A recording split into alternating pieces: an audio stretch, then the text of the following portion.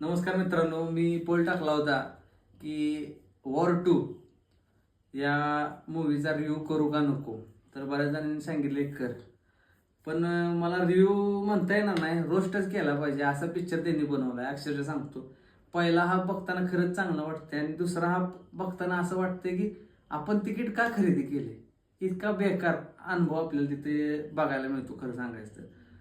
आणि पिक्चरमध्ये ज्या ज्या वेळी एनटीआर दिसतो त्यावेळेस तेवढं बरं वाटतं. ऋतिक रोशनला फक्त कामापुरतंच पिक्चरला घेतलाय असं वाटत होतं, अक्षरशः सांगतो. आणि हिरोईन बद्दल बोलाल तर निम्म्या पिक्चरमध्ये तिला कपडेच नव्हते खरं सांगायचं. म्हणजे का अशी तिच्यावर का वेळ आली होती काय माहित. ही आर्मीत होती का कुठल्या फॅशन शो मध्ये होती हीच आपल्याला शेवटपर्यंत कळालं नाही. आणि त्यांचं लॉजिकचं तर म्हणाल तर मुळात हो वॉर 2 नसून बदला 2, मेरी जंग मेरी फतेह साऊथच पिक्चर असा वाटत होता खरं सांगायचं तर. कारण इतकं म्हणजे लॉजिकच नव्हतं. अशी काय काय सीन, एनटीआर कधी रेल्वेवर पळतोय, कधी विमानावर पळतोय. बरं ती कमी होतं, पाण्यातनं बोट डायरेक्ट त्याने F1 रेसिंगच्या ट्रॅकमध्ये फिरवल्या. शक्य आहे का? पॉसिबल आहे का? बरं जाऊ दे, एनटीआर आहे घेऊ की समजून.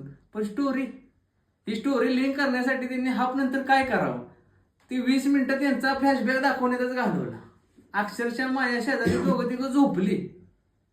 काय ही म्हणजे सांगायचा मुद्दा एवढाच की त्यांना खरंच चांगलं करता आलं असतं पण त्यांनी केलं नाही. म्हणजे कुठेतरी घाण करायची सवय असते नाही, त्यातला हा प्रकार म्हणला तरी चालू शकतं. एनटीआर मुळेच तो पिक्चर खरं बघायला जरा बरं वाटत होतं. नाहीतर माझ्याकडून 10 पैकी 5 पण नाहीत. पहिल्या हाफसाठी 5, दुसऱ्या हाफसाठी 0. ऍक्शन सीन चांगले आहेत. त्याचं म्युझिकचं म्हणाल तर म्युझिक पण खरंच खूप चांगलं आहे.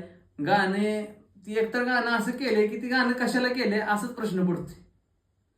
पण ती पण जाऊ दे, पण डायरेक्शन पण ओके, काय अडचण नाही. पण ओव्हरऑल मला नाही वाटत की हे पिक्चर बघण्याच्या लायकीच आहे, त्यामुळं नका बघू. धन्यवाद.